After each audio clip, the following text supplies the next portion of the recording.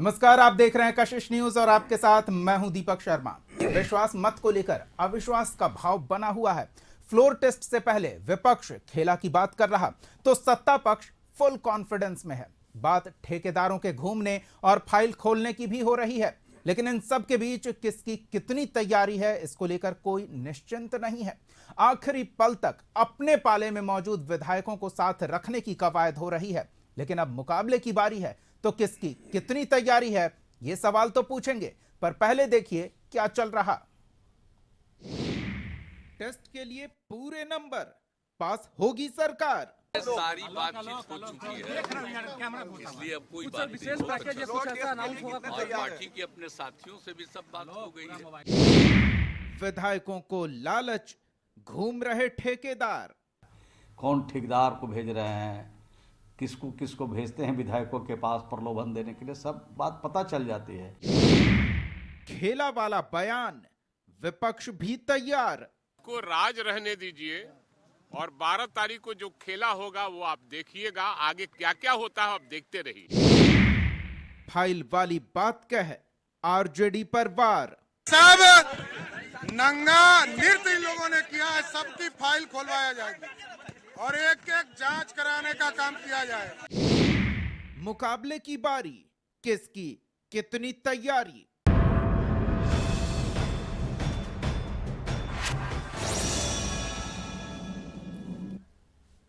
चलिए, तो मुकाबले में जो प्रमुख खिलाड़ी हैं उनके प्रतिनिधि हमारे साथ स्टूडियो में मौजूद हैं। हम एक एक कर सबसे पहले उनसे आपका परिचय करा दें। हमारे साथ आरजेडी का पक्ष रखने के लिए एजाज अहमद जी हैं, कांग्रेस का पक्ष रखने के लिए असितनाथ तिवारी जी हैं, बीजेपी का पक्ष रखने के लिए हमारे साथ सुमित शशांक जी हैं और जेडीयू का पक्ष रखने के लिए हमारे साथ धीरज कुशवाहा जी हैं। आप सबका बहुत बहुत स्वागत है।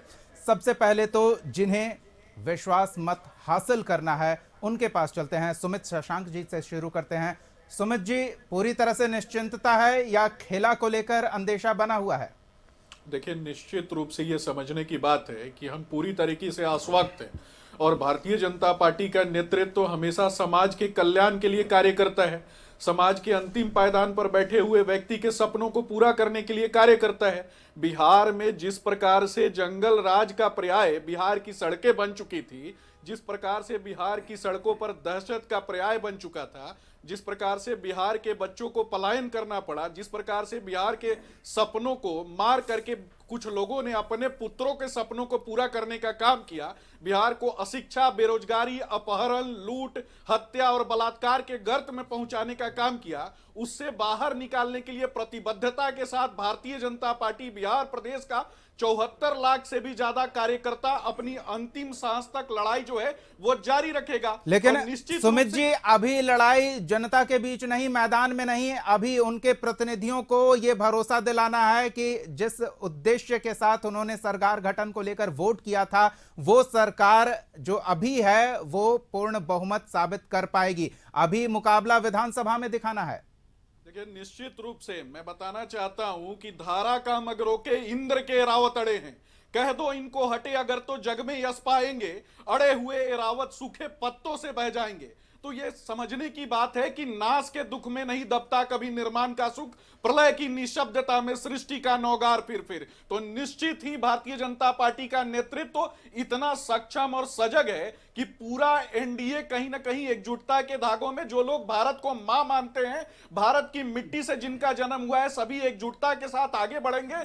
कहीं ना कहीं ये जो मदरसा छाप लोग हैं, जो भारत की मिट्टी को भूमि का टुकड़ा मानते हैं और कहीं ना कहीं बिहार की मिट्टी को पलायन पर मजबूर करने का एक तरीके से पर्याय बना चुके हैं, ये कहीं ना कहीं दहशत में है और ये लोग डरे हुए हैं क्योंकि आज बिहार में भू माफिया, बालू माफिया, वाकई क्या ये लोग डरे हुए हैं या विश्वास मत को लेकर अंदेशा सत्ता पक्ष के खेमे में है? चलिए, कांग्रेस के पास चलते हैं। असितनाथ जी, इतनी बातें सुमित शशांक जी ने कही है, काफी तल्ख टिप्पणियां भी रही है, क्या कहेंगे आप?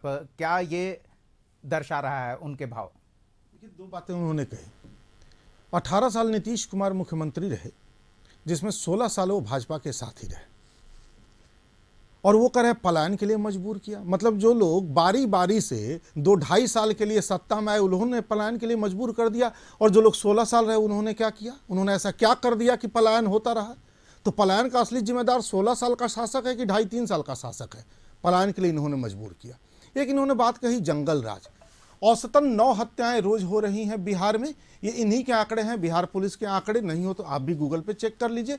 बिहार पुलिस हत्याओं के मामले को रोज उस पर डालती है। पटना के डॉक्टर से रंगदारी मांगी गई, मोतिहारी में बच्चे का अपहरण हो गया। जंगल राज क्या होता है भैया, कोई हमको बता दे। 9 हत्याएं जंगल राज नहीं है तो क्या 900 हत्याओं को ये जंगल राज मानेंगे? कितनी हत्याएं चाहते हैं, कितनी लाशें चाहते हैं? बेरोजगारी, कानून व्यवस्था, तमाम मसले पिछले 16 सालों में विकसित हुए हैं कि ये 2-2.5 साल में बारी बारी से आके सरकारों ने बेरोजगार कर दिया सबको? आपने किया साहब। हम तो इतने ही कम दिनों में हमने लाखों लोगों को नौकरियां दे दी। आपकी पार्टी के नेता ने कहा था, सुशील कुमार मोदी ने, कि भगवान भी आ जाए तो शिक्षक राज्यकर्मी नहीं बन सकते। भगवान के आने की जरूरत नहीं पड़ी, अच्छी नीयत के लोग सरकार में शामिल हुए और शिक्षक राज्यकर्मी बन गए। मुद्दा ये नहीं था। मुद्दा जो आपका सवाल था, उस असली डिबेट से भाजपा भागी। कैसे भागी हम सबने देखा।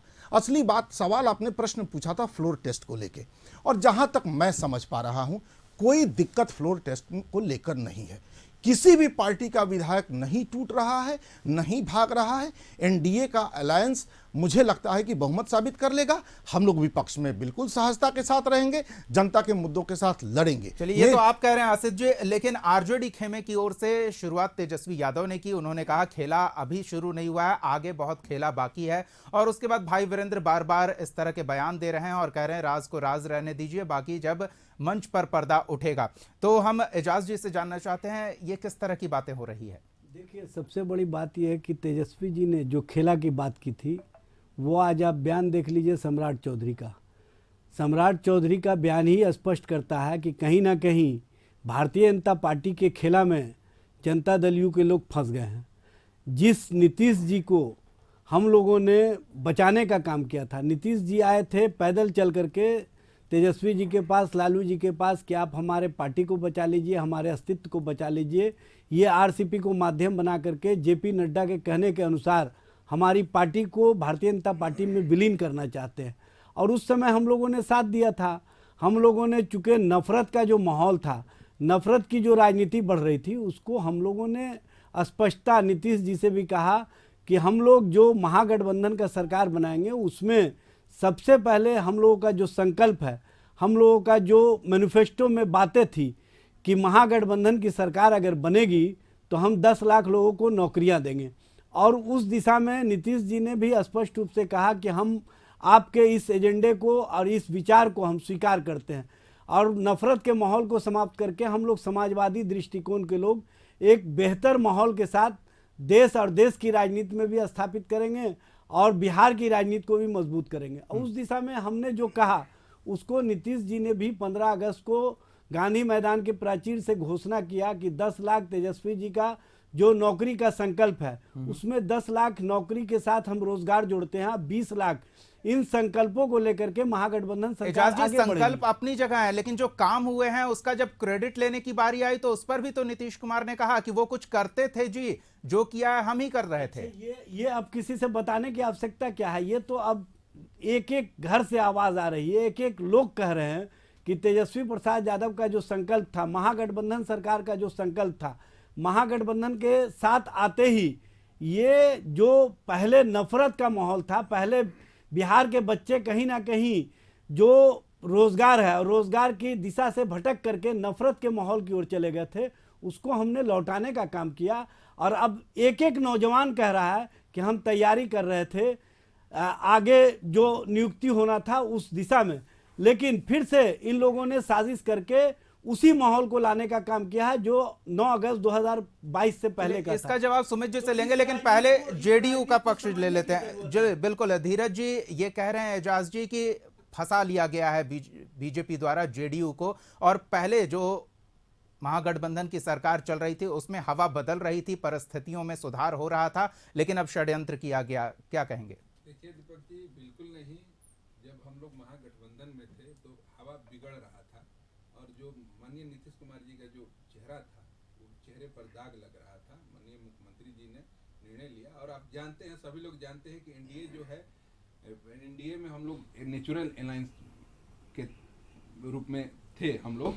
अब देखिएगा कि माननीय मुख्यमंत्री जी ने नौकरी वाला जो अभी इन्होंने बात कहा, देखिए अभी जो टीचर की बहाली है 3.0, 4.0 का भी घोषणा कर दिया गया है। ये देखिए, माननीय नीतीश कुमार जी के प्रयासों से सब कुछ हुआ है।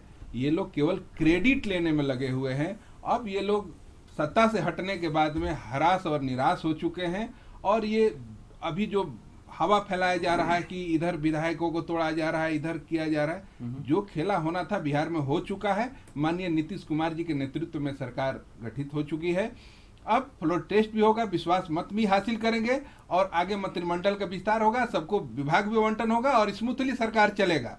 ये लोग केवल अब ये कांग्रेस वाले लोग हैं, ये ले जाकर हैदराबाद में निजाम का मकबरा घुमा रहे हैं, और इन लोगों को हवा टीआरपी बनाने के लिए कुछ चाहिए, लेकिन उनका पक्ष रखने के लिए जो उनके प्रवक्ता हैं वो तो कह रहे हैं कि ऐसा कुछ नहीं होने वाला है, हम विपक्ष में बैठने के लिए तैयार हैं। आशीष जी, एक सवाल ये भी होता है, क्या मुकाबले के लिए भी तैयार नहीं है आप? ये स्पष्ट बोलना चाहिए ना कि कौन इन लोगों के विधायकों को तोड़ रहा है। आप जानते हैं कि माननीय नीतीश कुमार जी कभी भी तोड़ जोड़ में भरोसा नहीं करते हैं। देखिए, और हम लोग के पास उतना है, सब कुछ सक्षम है, और विश्वास मत भी होगा, आप देख लीजिएगा, कुछ होने वाला नहीं है। ये लोग हवा सुनिए, बनाने इन्होंने कहा कि स्पष्ट होना था, बिहार में खेला हो चुका है, अब कोई खेला होने वाला नहीं है। इन्हीं को बोलना है कि हमको बोलना? नहीं, आपको बोलना है। हमको बोलना है। इन्हीं की पार्टी के एक नेता हैं श्रवण कुमार, वरिष्ठ नेता हैं, नीतीश जी के काफी क्लोज हैं, लगातार मंत्री रहे उनकी सरकार में। उन्होंने कहा कि उनकी पार्टी के विधायकों को तोड़ने की कोशिश हो रही है। कुछ दिन पहले इन्हीं की पार्टी के नेता हैं, अगर इनको याद होगा, नीतीश कुमार जी भी, जिनको बिहार पलटी मार कहता है, बिहार शर्मसार है क्योंकि पलटी मार की सरकार है। उन्होंने कहा था, आरसीपी सिंह वाला जब प्रकरण हुआ था तो उन्होंने कहा था कि हमारा पटिए तोड़ने की कोशिश कर रहा था, सब आप लोग देख नहीं रहे हैं क्या हो रहा है। आज श्रवण कुमार जी ने भी वही बात की। भाजपा के साथ जब भी ये गठबंधन में रहे, भाजपा इन्हीं में से कोई तोड़ के इनकी पार्टी तोड़ने की कोशिश करती रही है। ये खुद नीतीश जी की स्वीकारोक्ति है आरसीपी के मसले में। और आज जब श्रवण कुमार जी ने ये बात कही तो फिर मुझे लगा कि भाजपा वही कोशिश कर रही है और श्रवण कुमार जी की पीड़ा वही सामने आ रही है। कह रहे हम घुमा रहे हैं, भाजपा के विधायक भी तो जा रहे हैं राजगीर, क्यों जा रहे हैं, किसका डर है? अब श्रवण कुमार जी के खेमे से किसी को तोड़ने की कोशिश हो रही है कि भाजपा के खेमे से जदयू को तोड़ने की कोशिश हो रही है, ये दोनों जाने, हमारा कोई मतलब नहीं है। हम किसी को तोड़ने की किसी कोशिश में शामिल नहीं रहेंगे। जनता अगर हमें विपक्ष में बैठाना चाहती है, जनादेश विपक्ष का है, सम्मान कीजिए, जनादेश सत्ता का हो, उसका सम्मान कीजिए। असहज नहीं होना चाहिए लोकतंत्र में, असहज नहीं होना चाहिए। लेकिन जिस तरह की कोशिशें हो रही है सबको एक साथ एकजुट रखने की, ऐसी कोशिशें पहले कम से कम बिहार में न के बराबर दिखती थी, वैसी परिस्थितियां ही नहीं बनती थी। सुमित जी, आखिर क्या बदल रहा है? आखिर ऐसी परिस्थितियां क्यों बन रही है कि आपको अपने ही सहयोगियों पर विश्वास नहीं हो पा रहा? निश्चित रूप से एनडीए का पूरा अलायंस एकजुटता के साथ आगे बढ़ रहा है। समाज के अंतिम पायदान पर बैठे हुए व्यक्ति के सपनों को पूरा करने के लिए हम एकजुटता के साथ आगे बढ़ेंगे। लेकिन अभी दो प्रश्न निकल करके आते हैं, एक तो बिहार के परिप्रेक्ष्य में और एक देश के परिप्रेक्ष्य में। तो मैं बता देना चाहता हूं कि बिहार में आज के समय में बालू माफिया, शराब माफिया और भू माफिया, ये तीनों अनाथ हो चुके हैं, क्योंकि सत्ता में बैठा हुआ, उस समय वर्तमान में सत्ता में बैठा हुआ एक दल कहीं ना कहीं उन्हें प्रश्रय प्रदान करता था, और आरजेडी इसी कारण से बौखलाई हुई है। और जब आप देश की परिप्रेक्ष्य में बात करेंगे, राहुल गांधी जी के परिप्रेक्ष्य में बात करेंगे, तो राहुल गांधी जी जिस पार्टी के नेता हैं उसको दुश्मन ढूंढने की आवश्यकता है क्या? यह पूरा का पूरा एक पेड़, भ्रष्टाचार का पेड़, जिसमें परिवारवाद, पूरा का पूरा मुलायम परिवार, मुफ्ती परिवार, लालू परिवार, और कहीं ना कहीं ये पूरा का पूरा परिवारवाद की मंडली है। दूसरे तरफ आदिवासी क्षेत्र हो, दलित क्षेत्र हो, या फिर जिस प्रकार से भी संपूर्ण देश के लोगों का कहीं ना कहीं प्रतिनिधित्व करने वाले देश के यशस्वी प्रधानमंत्री आदरणीय श्री नरेंद्र मोदी जी हैं। आपने देखा होगा जब G20 जैसा बड़ा पटल जो है भारत के मानस पर, भारत में जब जाकर के सजता है, तो वैश्विक परिप्रेक्ष्य में जो लोग उपेक्षित थे उनको भी न्याय दिलाने का काम देश के यशस्वी प्रधानमंत्री। क्या विश्वास मत के दौरान इन चीजों को भी बताएगी बीजेपी? जी, विश्वास मत के दौरान जब वोटिंग होगी तो उससे पहले मौका मिलेगा अपना पक्ष रखने का, तो क्या ये सभी पक्ष वहां कारगर होंगे? देखिए, निश्चित रूप से ये समझने की बात है, एकजुटता में हम लोग पूरा का पूरा विश्वास करते हैं और एकजुटता के साथ आगे बढ़ने वाले हैं। इसमें तो कोई संशय की बात ही नहीं है। बात सबसे ज्यादा है बिहार के विकास की, और ये डरे हुए लोग जो हैं, इन लोगों ने अपने विधायकों को हैदराबाद भेजा। कांग्रेस पार्टी का मूल जो है ये टुकड़े टुकड़े गैंग का है। नहीं, तो ये भी तो गिना रहे हैं ना कि आप भी प्रशिक्षण शिविर के बहाने बोधगया भेज रहे हैं। देखिए, बिहार का व्यक्ति अगर बिहार में जाता है तो क्या इसे भागना कहते हैं क्या? लेकिन जो बिहार का व्यक्ति जिसे हैदराबाद में ले जाकर के रखा जाता है और निजाम का मकबरा घुमाया जाता है, देखिए समझने की आवश्यकता है। इस देश पर लगातार जो सांस्कृतिक आक्रमण हुए हैं, चाहे वो गुलाम खिलजी, तुगलक, चलिए, सैयद, लोधी, विधानसभा से निकलकर हम कहीं और चले गए हैं। एजाज अहमद जी, आरजेडी खेमे पर अभी सुमित शशांक जी ने कई आरोप लगाए हैं और ये कह रहे हैं कि कुछ भी नहीं है, बस हवा बनाई जा रही है। लेकिन कई बार बयानों से ज्यादा गूंज खामोशी की होती है। आरजेडी खेमे की खामोशी और सिर्फ एक नेता का बयान देना कि राज को राज रहने दीजिए, उस दिन विश्वास मत के समय पर्दा हटेगा, राज सामने आएगा, ये क्या चल रहा है? ये ज्यादा सुनाई दे रहा है। देखिए दीपक जी, सबसे बड़ी बात यह है कि भारतीय जनता पार्टी जिस तरह से डरी हुई है और जिस तरह से भारतीय जनता पार्टी के नेता कहा करते थे कि एक अकेला सब पर भारी, उनको लगातार आप देख रहे हैं कि किसी न किसी से यारी करनी पड़ रही है और उन लोगों से यारी करनी पड़ रही है जो इनके नेतृत्व पर अविश्वास प्रकट कर चुके थे, जो इनके नेतृत्व पर सवाल खड़ा कर चुके थे। और उसी नेतृत्व के साथ पुनः आना ये स्पष्ट संकेत है कि भारतीय जनता पार्टी अपनी राजनीति को कहाँ पहुँचा दी है। भारतीय जनता पार्टी जो धर्म और भरम की राजनीति चला रही थी, उसको देश की जनता ने अस्वीकार कर दिया है। और स्पष्ट रूप से आप देख रहे हैं कि हर दिन भारतीय जनता पार्टी के नेता जोड़ तोड़ की राजनीति में लगे हुए हैं और हर जगह सिर्फ और सिर्फ इस मौके की तलाश में है कि हमको कोई एक अदद ऐसा व्यक्ति मिल जाए जो हमारी राजनीति की नैया को पार करा दे। और इनकी नैया को मझधार में डुबाने के लिए इनके पास जो मांझी हैं वो काफ़ी हैं। वो स्पष्ट रूप से कहते हैं कि हमारे साथ अन्याय हुआ है। जो इनसे मामले डील हुए थे, चाहे नित्यानंद राय जी हों, चाहे अमित शाह हों, चाहे नीतीश कुमार जी हों, उस मामले में उन्होंने स्पष्टता एक बयान दिया कि हमारे साथ जो अन्याय हुआ, हमारे साथ जो समझौते हुए थे, हमारे साथ जो बात हुई थी, उस पर लोग कायम नहीं हैं। तो आखिर क्या कारण है? चूँकि जीतन राम मांझी जी महादलित परिवार से आते हैं, इसी कारण से उनको हमेशा प्रताड़ना सहनी पड़ती है, उनको हमेशा जलालत झेलनी पड़ती है। जीतन राम मांझी जी के संबंध में किस तरह की भाषा इस्तेमाल किए थे बिहार विधानसभा में माननीय मुख्यमंत्री जी, और इसके लिए भारतीय जनता पार्टी के लोग भी उनके साथ धरने पर बैठे थे जंतर मंतर में। कौन सा जंतर मंतर इन्होंने पी लिया कि फिर उसी मांझी के साथ, उसी नेतृत्व के साथ, उसी नीतीश के साथ भारतीय जनता पार्टी चली गई, जो अपने आप को कहती थी कि हम एक अकेला सब पर भारी।